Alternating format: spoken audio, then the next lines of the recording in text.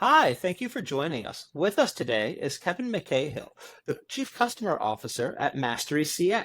Hi, how are you doing today? I'm doing great, Ben. Thanks for having me. Well, I'm happy you took a little bit of time today to talk with us. Why don't we dive right into it? Why don't you tell us a little bit about yourself, your career, and how you got to where you are? Sure, can do. I didn't start in customer success or experience really. I out of school was a journalism major, worked in book publishing in New York for a number of years, which was a nice introduction to products management, dealing with team leadership, all that kind of stuff, and bringing this right when ebooks were coming into vogue. So having a lot of experience then in sort of bringing a new product to market, which is really interesting. Moved on from that, I ended up in corporate coaching and training, living in China and Asia for a while, in Europe as well. And that was my first introduction to things like sales skills and customer experience. As you worked with all of these customers and companies around the world, trying to, of course, provide the best for their customers. And so when I came back to the States, got started working with some startups, and that's where my real focus in my career kind of led then specifically to this idea of customer success, customer retention, churn reduction, and trying to provide that sort of top level experience for others. So that was kind of where it all led to, and then where I find myself now. That's awesome. You're so lucky you got to go over to Europe and Asia. I find a lot of people get to do that, and I'm always jealous. I'd love to travel abroad, get paid to do it. Why don't we, that sounds really good, and you have a lot of experience with customer success and leadership. So, what advice would you have for somebody in their first 100 days as a head of CS? You know, an important thing to do is, of course, get the lay of the land and understand where you're at. A lot of it has to do with the customer base itself, then understanding the needs of those customers, maybe understanding if there was what type of issues might have been there first, if there's a churn issue or what you're finding the onboarding situation is like too. So kind of understanding exactly where a company is at in terms of who their customers are, the makeup of them, what their needs are, and of course, growth plans and plans for the company.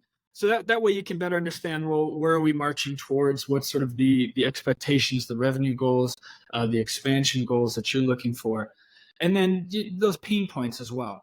So a lot of that can be done with something like journey mapping. So then you understand as a customer comes in, buys this product, moves through the product, they can understand a little bit more about who they are, what kind of person they are, and what the needs might be. And so, with that in mind as a starting point, and then understanding what processes are in place, what tools have been used thus far, well, then you can kind of gauge, well, what direction do we want to head? What area there are adjustments or improvements that we could find and start building from there. Now, after you've gone in through the first 100 days, you've seen the lay of the land, you've done your journey map, right Mhm. now, what is your current strategy? For myself, Mhm.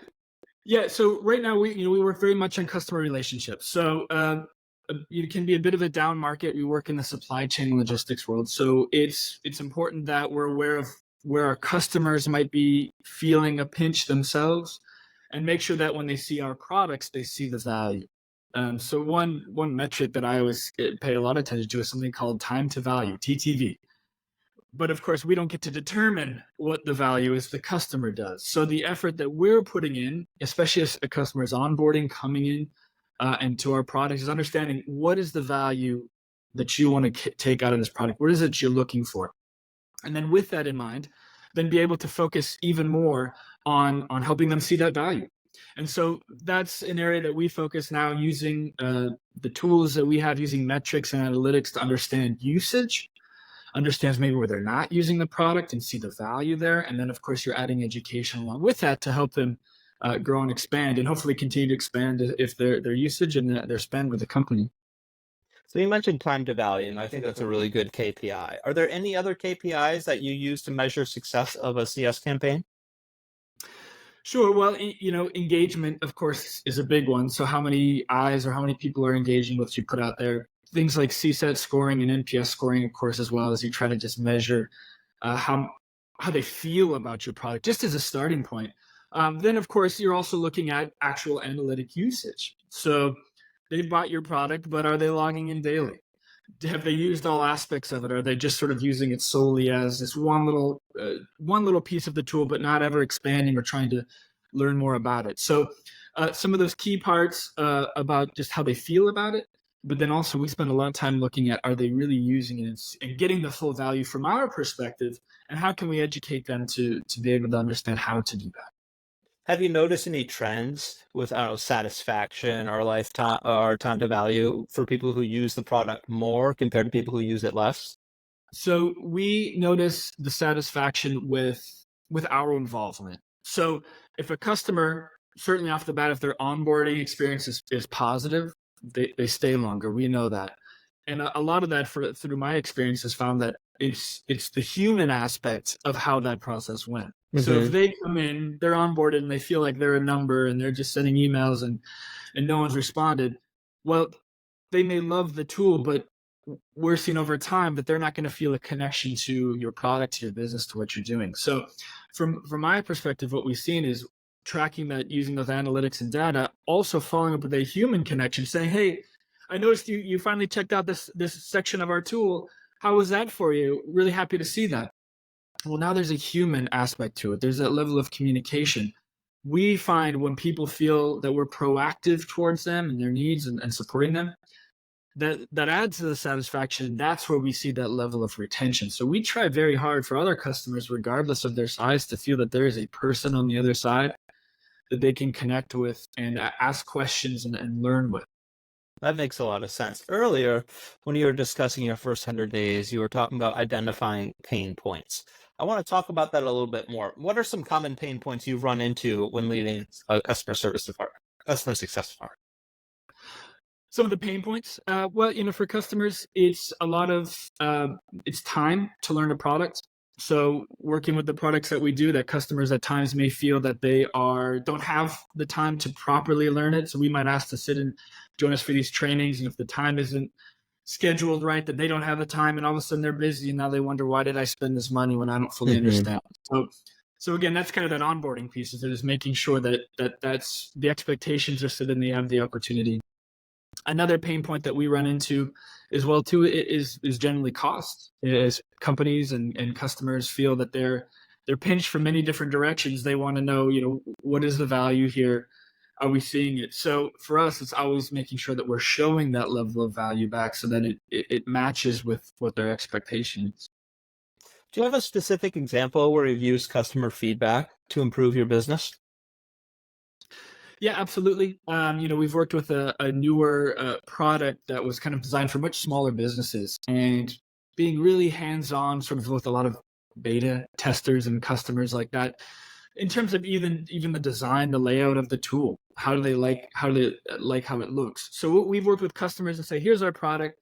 Let's work with it, meeting regularly on a weekly basis. Did you try it out? Did you try this aspect? What feedback did you get? Using a nice feedback generator that flows right in to a productivity tool that goes to our product team, so they're seeing the feedback, and doing that on a regular weekly basis with customers. We've been able to see in those instances, when you're building a tool that customers in a market understand, makes sense, looks good to them, we've been able to see a higher return on that, and the retention with it as well. That's awesome. What do you think is the future of customer success? Well, that's a good question.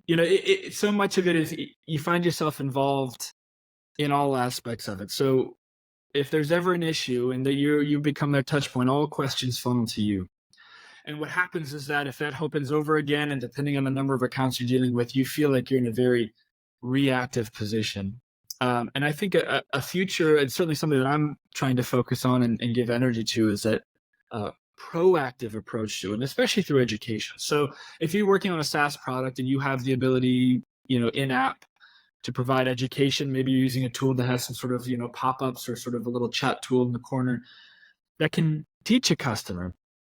And especially if you use those type of tools fully to their full use, you can segment an audience. So you can understand, well, I want to send a message specifically to an audience who has not yet logged into this section of our tool, right? So now you have very segmented, very directed education. So in that way, you're being more proactive about sharing what you're learning from your customers, if you're auditing how their usage is and how you can support them better.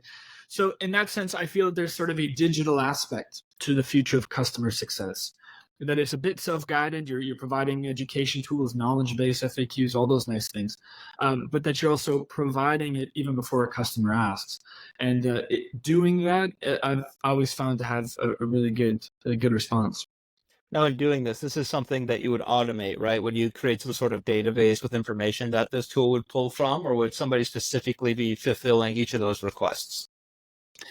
Yeah, often we use our own team. We'll work in some of those products, creating those. So what we'll do is maybe if we have a new release, a release comes out, and we may look at a product and say, well, this this is a new tool. We're really excited about this new release. This is what customers asked for. Well, now we're watching to see if customers are engaging with it, are using it. And if they're not, well, now we have an opportunity to highlight that even more to customers. So a level of automation, maybe it's their first 10, 15 days in the tool, right? So now it's a check-in. How are things going? How are you feeling about this? Then also more targeted focus to things that we know customers, if they stayed a long time, because they've used this aspect of our product, well, naturally, we want to pull more customers to understand and how to use that themselves. That makes total sense. Well, I got a couple of softballs for you before we get you out of here. What else should we know about you? Well, I enjoy this industry very much. I've learned a ton, and even starting working with consulting with other companies. Started a company called MasteryCX, where I've started consulting with other small businesses. So learning about other industries and other businesses, and I found that to be really fascinating because so many companies are running into the same issues that we all are. How do I keep my customers? How do I keep them happy? How do they still feel engaged?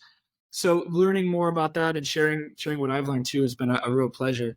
To know about me, I'm a dad of two young kids that keep me very, very busy, but I enjoy that incredibly, and I enjoy the work that I do as well.